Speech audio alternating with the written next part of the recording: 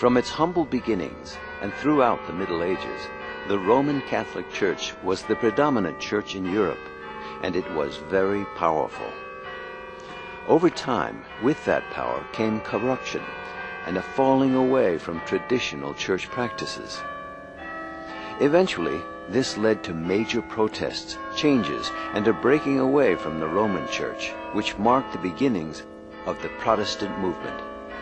Join us as we look at this major turning point in history, the Reformation.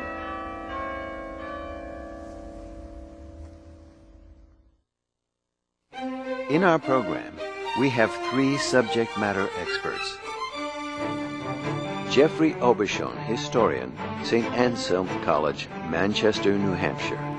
You have this humble man, known in history as Jesus of Nazareth, for 3 very brief years of his public career, going from town to town in a very remote corner of the Roman Empire. And he starts this radical movement that motivates thousands of people. Sister Kelly Connors, the Sisters of the Presentation of Mary, Manchester, New Hampshire. I think the Reformation was absolutely necessary, and we are where we are today as a society and as a Catholic Church and the various Protestant churches that grew out of it, much more sound in our theology. R. Guy Irwin, Professor of Religion and History, California Lutheran University, Thousand Oaks, California.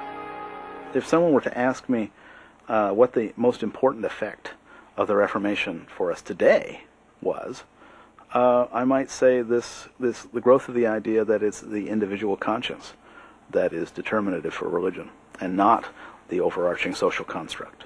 That true faith is a matter of conviction and not a matter of belonging to a community any longer.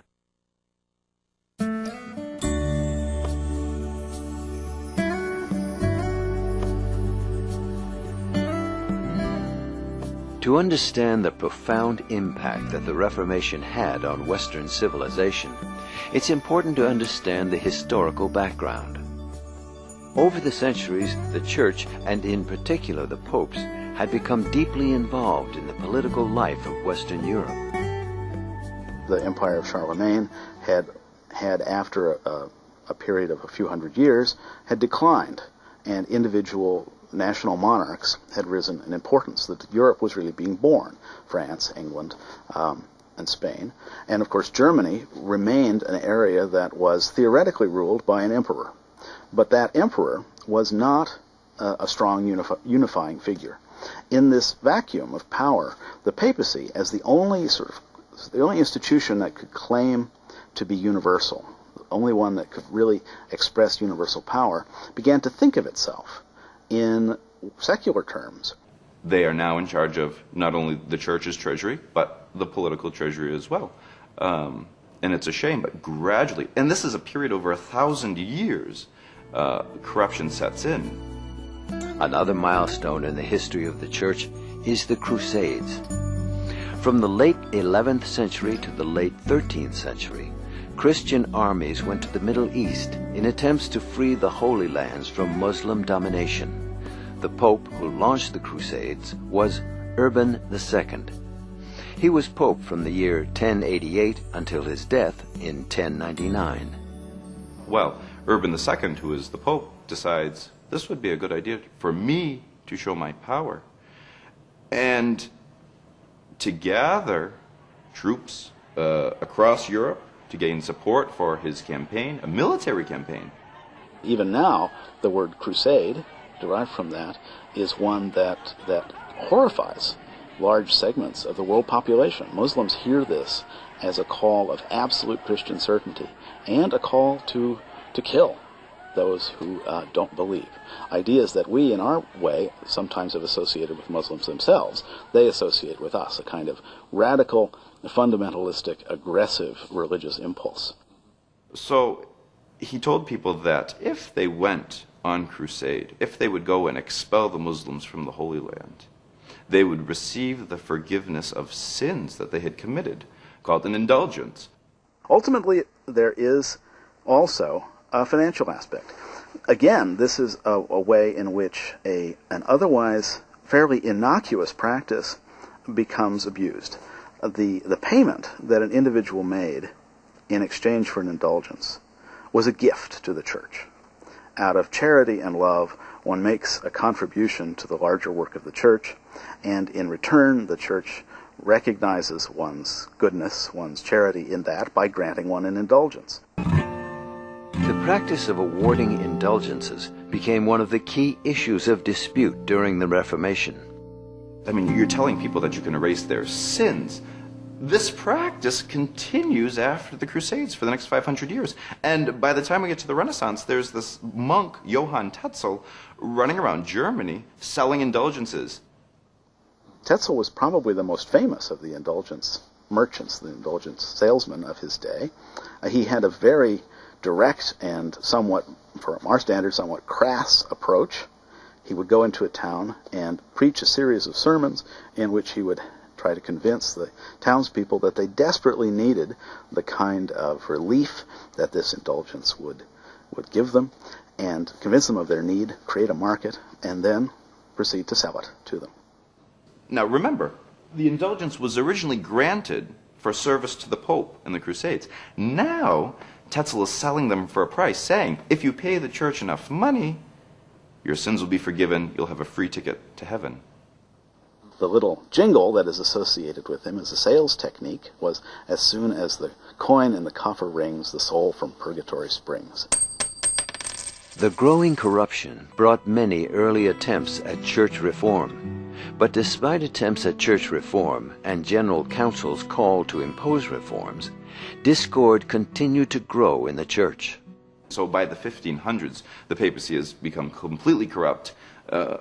The Crusades had shown the brutality that the church was willing to unleash on other people. And so over that 1,000-year period, from the time when Rome fell to the High Renaissance, the church had become completely corrupt and abusive.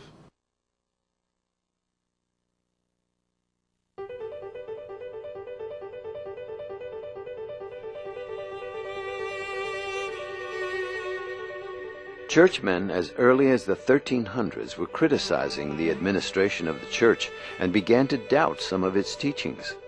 For example, the church insisted that it alone had the authority to interpret the meaning of the Bible for the people. An English priest, John Wycliffe, who had translated the Bible from Latin into English in 1382, maintained the people had the right to read the Bible and interpret it for themselves. Wycliffe had criticized the church already in England on the basis of its avariciousness, its greed, the corruption of the clergy. He doesn't attack the Pope directly as much as he attacks the clergy of England, although the implication is clear that the church is corrupt in root and branch, that every part of it is corrupt, that it has made a business out of its own sacraments, that a serious change needs to be made. Wycliffe's ideas spread to Bohemia, where Jan Hus widely preached them in powerful sermons. Hus himself came to a bad end. His teachings were condemned by the church ultimately. He was tricked into attending the Council of Constance, a gathering of the church held in Constance in the south of Germany, and having been lured there by the promise that he'd be allowed to return safely if he came to argue his points, the logic was applied that one needn't be faithful to the promises one makes to a heretic, and he was burned at the stake there. And a lesson to all who would criticize the structure, the hierarchy of the church. The work of Wycliffe and Huss set the stage for the work of another church reformer, Martin Luther.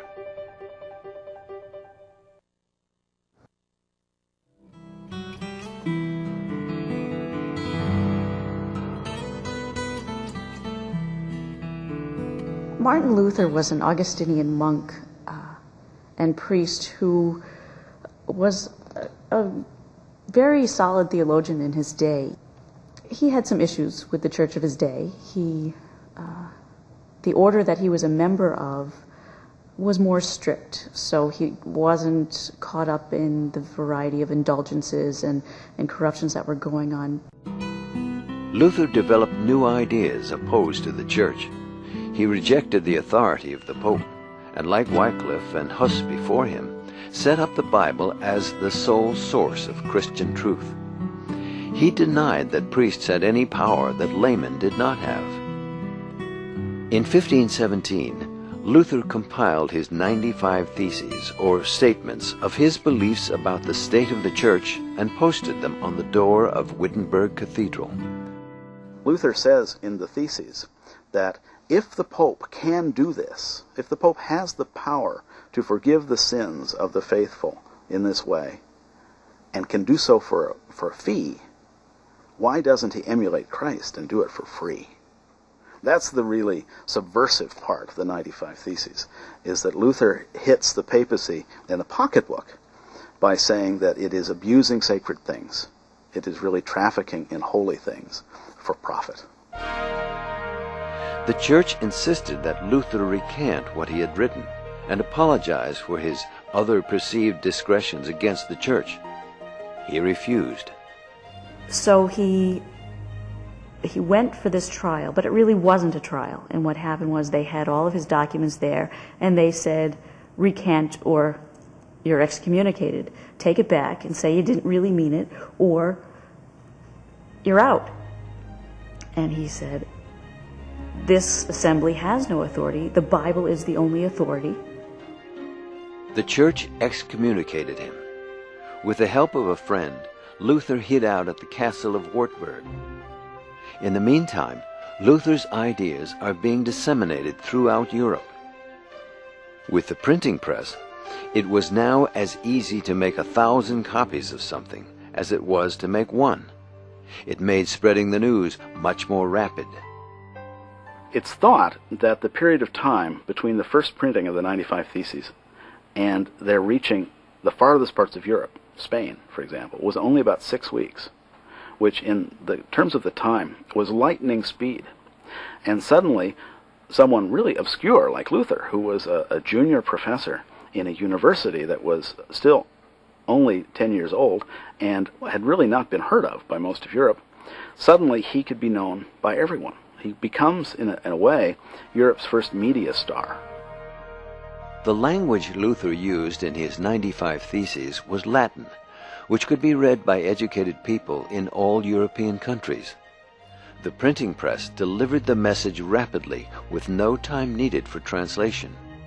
And the issues that Luther raises are one of the things that really makes the printing press a propaganda tool for the first time. Not just a source of devotional books and Bibles, but really a force to change the world. Some of his followers had taken the Reformation movement farther than he had wanted it to go. His religious ideas were having an influence on politics and society as well, and in some cases people were rebelling against their rulers. He delivered a series of powerful sermons criticizing the use of violence. He said that revolts would only lead to destruction and the killing of innocent people. His efforts, however, did not have much success.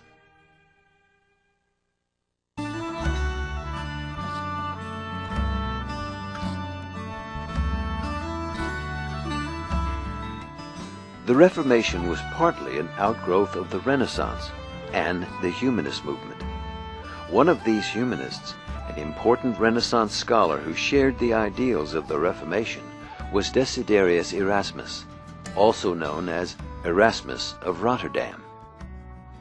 And Erasmus, who is the leading figure of his age, really, intellectually, he's the person to whom everyone looks as the consummate scholar, the man who knows the most about the writings that make up the heart of Christianity. Erasmus was ordained a Catholic priest in 1492, but eventually found religious life distasteful. He turned to a secular life and devoted himself to teaching and writing. He translated the New Testament into Latin. It was a more accurate translation than the Latin Vulgate used by the Catholic Church. Erasmus's influence was the greater for his being able to make himself popular with groups of people who might, in fact, otherwise have had reason to oppose him.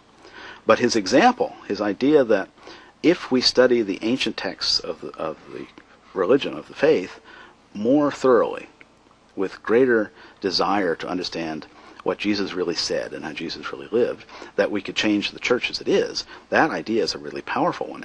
And people like Luther and Zwingli and later Calvin really pick up from that. In some ways, without humanism, the Reformation would have been inconceivable. It's the intellectual ancestor of the Reformation. Because his writings made such an important contribution, Erasmus is sometimes called the father of the Reformation. He is also charged with having laid the egg that Luther hatched. He half admitted the truth of that charge, but said he had expected quite another type of bird. He never took sides with Luther in his Reformation movement.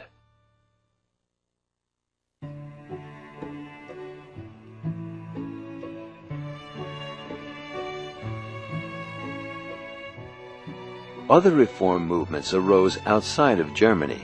In Zurich, Switzerland, a priest by the name of Ulrich Zwingli embraced Luther's teachings, and by 1519 had shifted the Zurich church to Protestant ideals.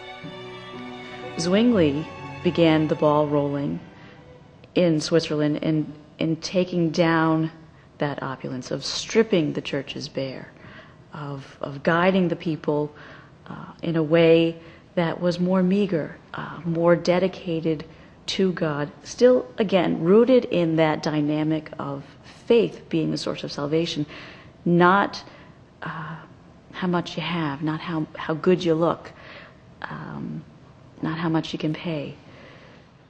Zwingli really thought that the church needed to throw out whatever could not be found in the New Testament. He doesn't come to this idea all at once. It's a gradual process.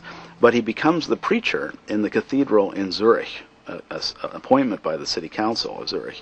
And he propagates this idea to the people of Zurich so effectively that in a series of governmental actions, they actually undertake a reformation of the church, a changing of the way the church is run and the way worship is carried out in Zurich.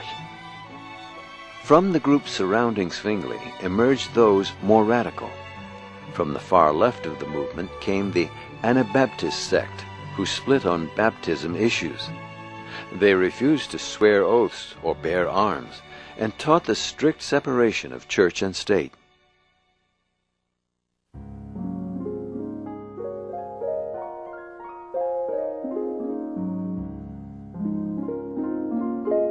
Two decades after Luther, John Calvin became another of the great 16th century reformers. His work and teachings had a profound impact on the development of Christianity.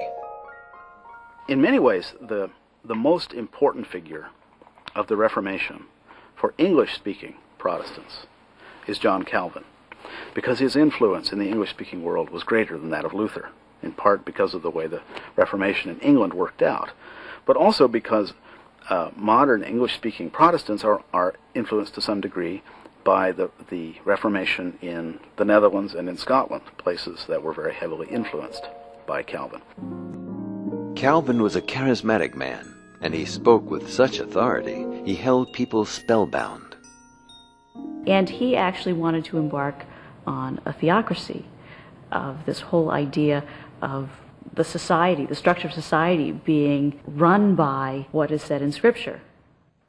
One of the things that's important to remember about Calvin and his career as a reformer is that he really represents the second generation of the Reformation. When he was born in 1509 in France, the Reformation was almost ready to happen. That by the time he was old enough to study in the university, it was something that had already happened. He really lives his entire adult life as a person in a world that has already been divided on religious grounds. Calvin wrote Institutes of the Christian Religion in 1536. It became a rallying point for Protestants all over Europe. It is considered his masterpiece. He spent the rest of his life essentially perfecting the same book, which between its first publication in 1536 and its last publication not too long before he died in 1564, expands fourfold in size. Calvin's teachings are the basis of the Presbyterian and Reformed churches. He also greatly influenced the Huguenots of France, the Protestants of the Netherlands and Scotland, and the Puritans of England. Calvin is, I think, unquestionably the greatest systematic theologian of the Reformation. He takes Protestant ideas to their ultimate conclusions.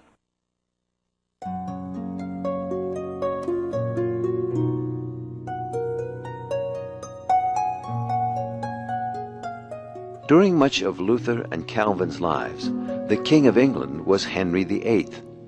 He brought about a Reformation of his own in Great Britain.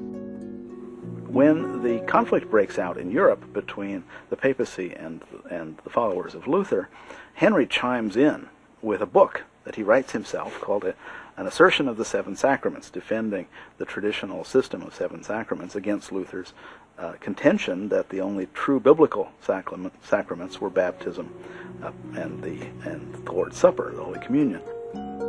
And for this, the Pope rewards him. As a consequence of Henry's having written this book, the Pope rewards him with a special title, Defender of the Faith, which he can then add to his other titles. But Henry VIII has a problem. He desires an annulment of his marriage from Catherine of Aragon, since she failed to give him a son. The Pope refuses. Henry VIII passes through Parliament the Act of Supremacy, making himself the head of the Church in England, saying that he was more in control of Catholics in England than the Pope was in Rome. The Roman Catholic Church is replaced by the Church of England as Great Britain's official church. Some in England were not happy with the Church of England and wanted to see even more reform. Those reformers were called Puritans because they wanted to purify the Church of any remaining Roman Catholic practices. In the early 1600s, their dissatisfaction with the Church of England led them to the Netherlands, and eventually, in 1620, to Plymouth, Massachusetts.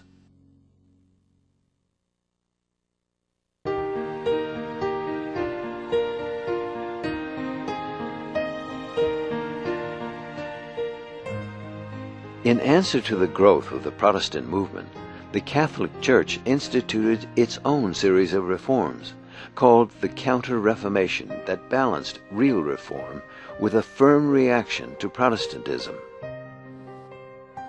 There were also a number of scholars and other church leaders, including cardinals, who wanted to see the church reformed, not only because it would answer the charge of the Protestants that the church was corrupt, but simply because it was the right thing to do.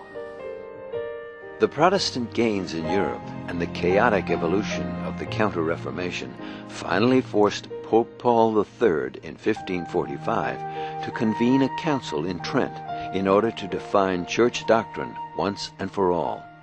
This council, the Council of Trent, worked on this problem in 3 separate sessions from 1545 to 1563. The Council of Trent was both an attempt to answer the charges of the Protestants, to stamp out heresy, to contradict them where it could, and at the same time it was an effort to reform the church, actually to make it better, to make it more apostolic, to return it to the ideals of the early church, even while preserving and defending the structure that existed. This council eventually advised some far-reaching reforms in the abuses practiced by the church, such as the selling of indulgences. But what it does in the course of its 3 sessions, the 3 periods of years in which it meets, is that it rejects the Protestant claim that only through faith alone one is saved. It reasserts the old view that the church's mediation is necessary for salvation to be effective. The reforms were very bold in many respects, but they were too little, too late.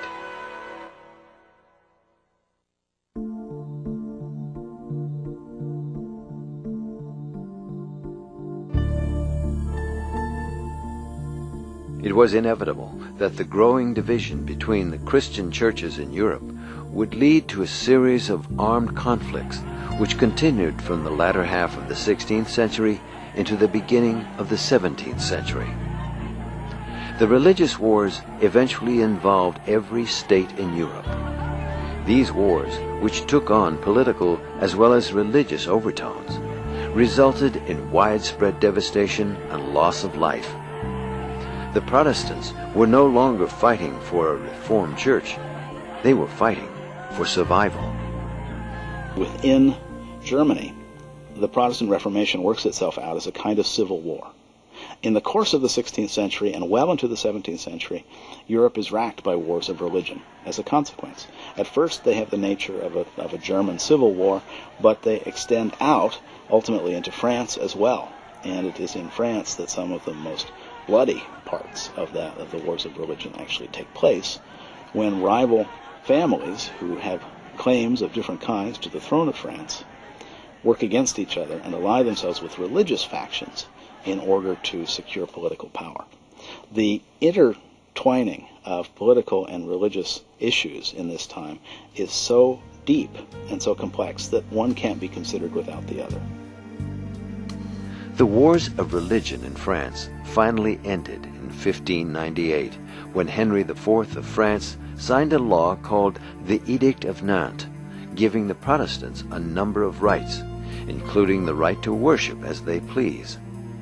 But the 30 Years' War, another partially religious, partially political war, raged in Germany until 1648, when the Treaty of Westphalia ended the bloodshed. Just as it's hard to say when the Reformation really began, in the same way, the end is also impossible to pinpoint with any degree of accuracy. But one of the things I would think of as being a mark that the era of the Reformation had come to its end is the fact that after essentially 100 years of religious warfare, it would become a permanent reality that people in Europe would have to live with this religious division forever from that point onward. The complexion of Europe had totally changed by the mid-17th century, and the colonization of North America was fueled by one of the most significant social upheavals of history, the Reformation. And it all started with a modest, humble, yet very dedicated priest, Martin Luther.